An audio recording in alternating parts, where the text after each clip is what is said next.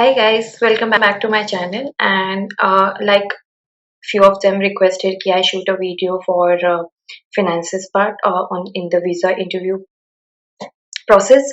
I thought of making a separate video regarding the finances, which I had to go through the documentation and why it is so important during my visa interview process. I thought of sharing it with this video. Also, I will be talking about US visa process because that was my experience, but more or less it's gonna be same for any country. Like there will be students going for UK also, or there are other countries as well. But more or less, the student visa process is similar. The requirement is similar, and the process is similar. The advantage of the missing out the documents or getting the full right amount of documentation is same because you are going to that country for a student, be it any country. So since this video is specifically about the finance part, I will be only talking about the finance documents. I will not be sharing any experience of the process, like how my F-1 visa interview went, or how it is conducted. But I will be telling the prerequisites of the documents which is required for the interview. So how it works is like to be for any country, student visa is like you are not gonna be staying there, right? You have to come back to your country. That's their mindset, and that's the reason they allowed you that visa. So let's say you're going for the XYZ university, and it's in US because I am talking specifically about US because my experience has been through US student visa only. I did not apply for any other country, but only US. So I'll be talking only about the US, keeping in mind. So how it works is like you cannot be, you cannot say that I have my full funding through bank, like let's say my XYZ university has given me scholarship also, but I have, still I have to show 40 lakhs, but I have 40 lakhs approved from my bank entirely. So that doesn't look good. I'm not saying this will make the visa, they not approve on only on this basis, but this might be one, factor where you can be asked little more questions, and if you're confident enough to answer that, um, I just leave it on the like the individual and their decision. But generally, in general, how it happens is like um, they look for the finances. The visa officers will look for the finances and the university and your scores. Basically, these are the important things. So they why they look for finances is because they want to make sure that you are you have sufficient funds or amount available in your account, so that you can fund your education there, like in the country, in the US, and you will not be, because officially you're not supposed to work off campus. So there will be no encouragement for that anywhere, and it's illegal. So you should be sufficient to fund your housing, your living and everything, and depending upon bank for your entire funds might show little, on the downside that yes, this person has everything from funded from the bank and not anything in the bank, on or the self-owned funds. So this is something which generally is not recommended, and this is the reason people go for 80-20 ratio or 70-30 ratio. It depends about the individual, but on an average, it is 70-30 or 80-20. So let's say you have, fees of 55 lakhs, and you have 40 lakhs approved loans. So it's always good to show 20 lakhs of your own funding. Now, when I say 20 lakhs, it doesn't mean that you should have 20 lakhs of liquid funds. It can be both movable or non-movable, assets. So basically, when they say self-owned funds, it means assets which you own, which is yours. Bank is lending you money. It's not yours, right? So you cannot say that I have full right on this money. What if bank denies for certain amount of, disbursement or something happens? Let's say, I mean, that's the thought process of giving weightage to self-owned funds. So that's where this picture comes into play. or role. I'm sorry for that. So how it happens is कि आप जरूरी नहीं है कि आप पूरे के पूरे लिक्विड फंड्स अपने कैश बैंक अकाउंट में दिखाइए, but what all they want is कि आपके फॉर्म किसी भी फॉर्म में आपके पास द एसेट्स होने चाहिए. तो if it is in movable और not movable it will work. अगर लिक्विड है तो well and good, but even if it's not liquid तो आप कुछ चीजें दिखा सकते हैं. बट या अगेन द रेशियो उस 20% में भी the ratio for liquid fund should be more. Because अगर आप बोलते हो कि बॉन्ड्स है, शेयर्स है हमारे पास, तो वो इवन एवरीबॉडी नोज दैट कि वो इतनी जल्दी लिक्विडेट नहीं कर सकते और उसको इतनी. सो व्हेन आई से लिक्विडेट मतलब उसको आप मनी में कन्वर्ट नहीं कर सकते. So basically liquid fund is the cash or the money which you have in account and which you can use it immediately. Fixed deposit is also one form of it because वो आप अगर break कर सकते हैं और वो आपको liquid form में तुरंत मिल जाएगा. But shares and bonds are long term investment, long term, your asset, but आप उसको immediately convert नहीं कर सकते. But I'll get to that point.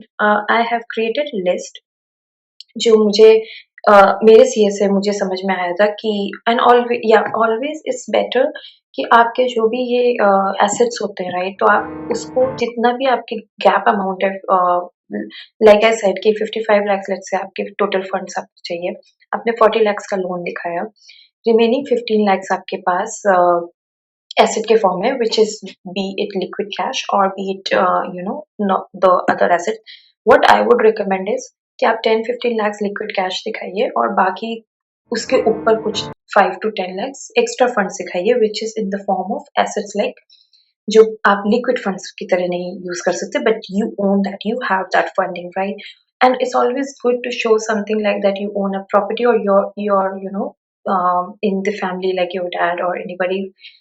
Why I'm saying this that because this makes it obvious that okay, you're not gonna stay somewhere because you have certain amount of liabilities in your home country and you're gonna come back, and that makes sense, right? Because you are going here for you are coming to that country for studies, and you have to go back to your home country. So in that case, it's always good to show that what all you have liabilities on you, and like you are here for the education, and once your the experience is done, you are going to go back. So that's how it works, like that's the reason. So always getting an education is like for the international experience, right? You don't have to go and settle down there. So it's always good to prove this thing, right? So make it very clear that you are very clear on this part also. Talking about the this thing, the certificate thing. So I will be sharing few, um, the kind of format basically which we can use or what we can have in our asset. So asset is not only which belongs to you. So if you have been working, for example, I have been working, so I have few assets on my name. I can show that, be it in the form of my investment or be it in the form of my savings or be it in the form of my the shares or whatever minimum I had, right? But it's not limited to just you. You can always get your parents, both mother and father, and you can ask your CA to create a draft, and they do it very nicely. So it's always good to have it from them. And in that you can show your account details like your bank funds, if they have their any savings, if they have their any PF, if there is any NPS, if there is any fixed deposit, long term, short term, doesn't matter. If there is any LIC, um, then I think more or less in this range. So like if I say NPS fund, so there might be other options as well in the form like not PF and NPS. It's not only limited to what I'm saying.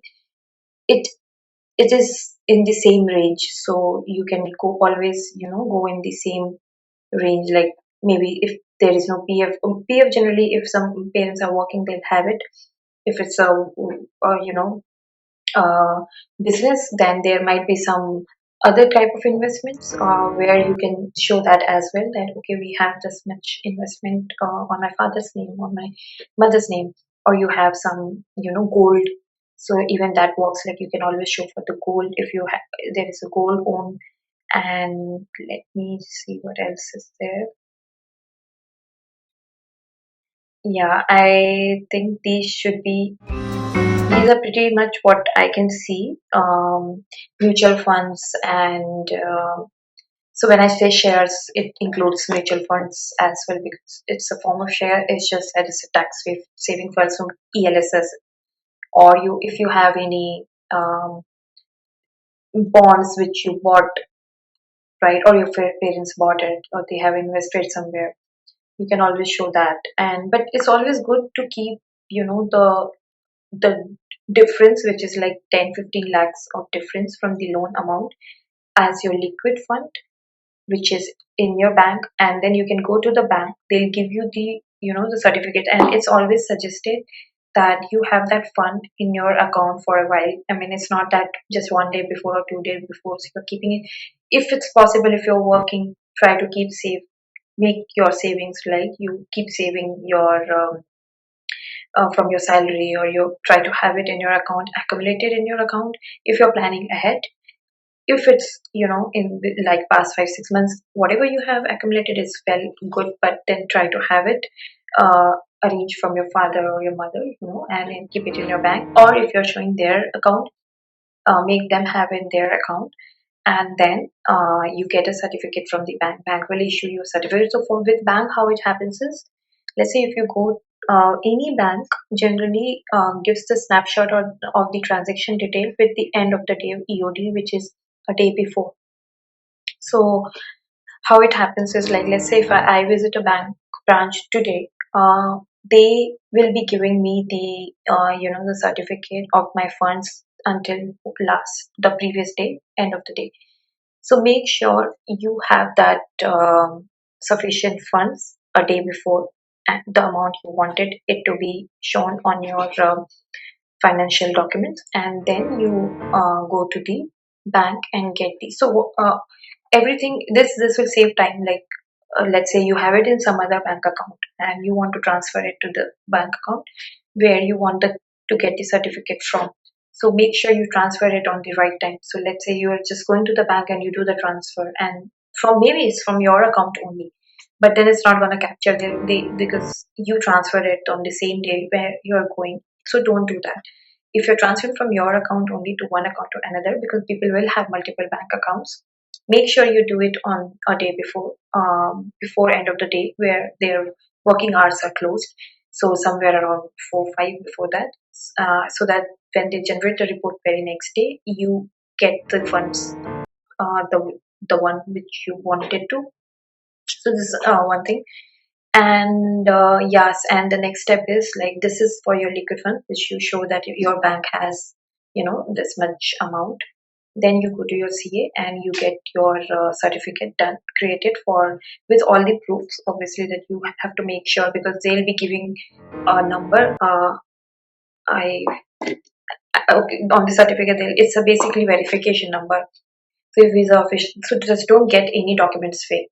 I mean, everything should be original, genuine, which you actually own. If you don't own something which is more than what it is required, just don't show it, because anything can be validated. Even the CA certificate, they can check online. They can put the number of the certificate and they can verify whether it's genuine or not. So it's always suggested for any process, just make sure that you're giving the right documents, authenticated one, and the from the good CA, or bank obviously will not do anything wrong, but make sure if you're going to CA, it should be authorized CA. They are practicing with license, and they have proper, uh, license to grant you that certificate. So make sure you go there, and they should not charge you much for this. It's not that high fee for this certificate.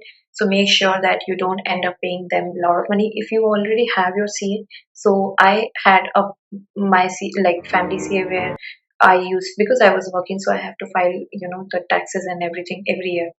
So I approached the same CA. So I cannot exactly tell you how much it costs, because um, I have to pay his fees for a lot of things like the taxing and all that. It was all inclusive, but generally it's not that expensive. It should not go more than 500 to 2 sorry 500 to 1000 as per my understanding. It also depends on the city and the place and the how high end you want to go for. But what I'm trying to say is, don't just like you'll get a lot of WhatsApp forwards or random messages that hey, I'm doing this CA certificate providing for the visa and all.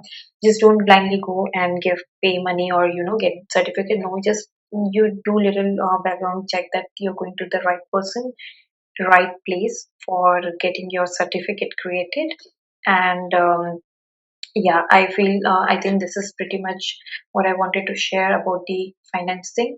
Please let me know in the comment section below that is it like proper knowledge or not, and if still there is something which is missed out, I will be happy to share it again. For now, what I would like to share, I know it's going a little long, this video, but I just found it in my documents, so I just thought, why not just share in the same video. Although I've created one video about the documents required for visa process, where I've not included the financial document part. This is the reason this separate video has been created. But I felt that I have few questions which I could share, like sample questions of kind of thing, like what you can prepare, or mock questions type that um, you expect it to be like. Like you should be sure that your funds are the clear. They might ask you questions about it, that how did you get this fund, and how much is that. If your father also own it, you should know about it, that because you are putting it there somewhere, right, which is authorized. So you should know about it, that what you have to explain them, that how these funds are owned by you, or what are these funds, and what's your purpose for choosing the XYZ country, or why that country, what make you choose that particular state or university. Then what is the cost? You should be aware about your the cost you're going to be spending, because if you're not clear on your cost part, it gives really it's like you don't know that how much you're going to spend when you go to that place or XYZ place. So how you're gonna live, how you're gonna survive, you have not planned it ahead.